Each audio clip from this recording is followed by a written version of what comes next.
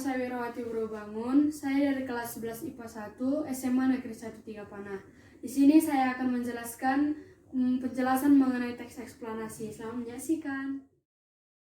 Yang pertama, kita akan membahas tentang pengertian dan tujuan teks eksplanasi. Teks eksplanasi adalah suatu teks yang berisi tentang penjelasan mengenai suatu peristiwa alam atau sosial yang terjadi dalam kehidupan sehari-hari. Tujuan dari teks eksplanasi adalah memberikan penjelasan yang sejelas-jelasnya kepada pembaca agar mereka dapat memahami peristiwa terjadinya suatu fenomena alam atau sosial serta menambah wawasan pembaca. Yang kedua, kita akan membahas tentang ciri-ciri teks eksplanasi. Ciri-ciri teks eksplanasi adalah yang pertama, bersifat faktual. Faktual berarti fakta, nyata, asli, dan benar-benar terjadi. Yang kedua, membahas fenomena keilmuan atau ilmu pengetahuan. Yang ketiga, bersifat informatif dan tidak persuasif. Bersifat informatif berarti memberikan informasi, sedangkan tidak persuasif berarti tidak mempengaruhi pembaca untuk percaya akan hal yang kita sampaikan. Yang terakhir adalah fokus pada fenomena umum seperti gempa bumi, banjir, hujan, dan lain-lain. Yang keempat, kita akan membahas tentang kaidah kebahasaan teks eksplanasi. Yang pertama adalah kata denotasi.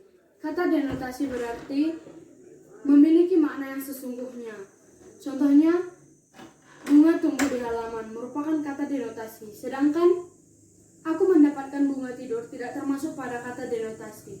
Yang kedua adalah konjungsi kausalitas, yaitu hubungan sebab akibat. Contoh kata penghubung sebab adalah sebab, disebabkan, dan karena. Sedangkan contoh kata penghubung akibat adalah akibat, akibatnya, sehingga. Yang ketiga adalah konjungsi kronologis. Konjungsi kronologis menunjukkan adanya waktu kejadian. Contohnya lalu, kemudian, sebelumnya, setelahnya, dan lain-lain. Yang keempat adalah kata ganti benda. Kata ganti benda ini contohnya adalah ini, itu, tersebut. Yang kelima adalah kata kerja pasif.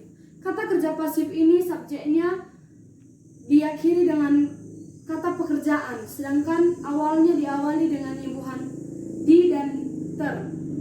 Yang keenam adalah kata teknis. Kata teknis ini berkaitan dengan suatu bidang tertentu. Contohnya awan panas. Yang kelima, kita akan membahas tentang langkah-langkah membuat teks eksplanasi. Yang pertama adalah menentukan topik. Tentukanlah topik yang menarik mengenai suatu fenomena alam atau fenomena sosial yang akan kamu angkat menjadi sebuah teks eksplanasi. Yang kedua adalah merancang kerangka. Buatlah kerangka teks eksplanasi berdasarkan struktur dan topik yang telah kamu tentukan.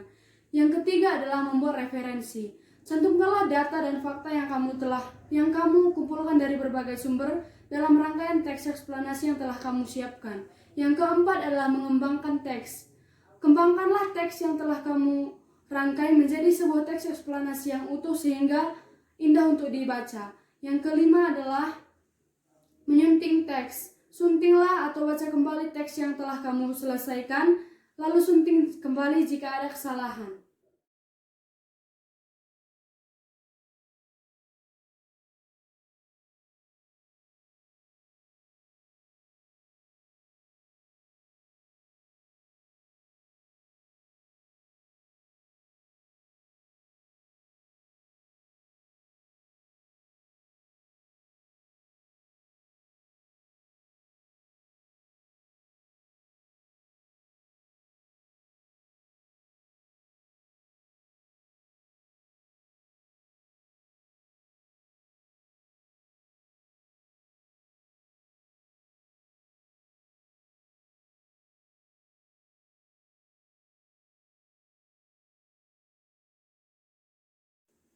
Demikianlah sedikit penjelasan mengenai teks eksplanasi dari saya. Mohon maaf jika ada kesalahan kata atau sikap. Sekian dan terima kasih.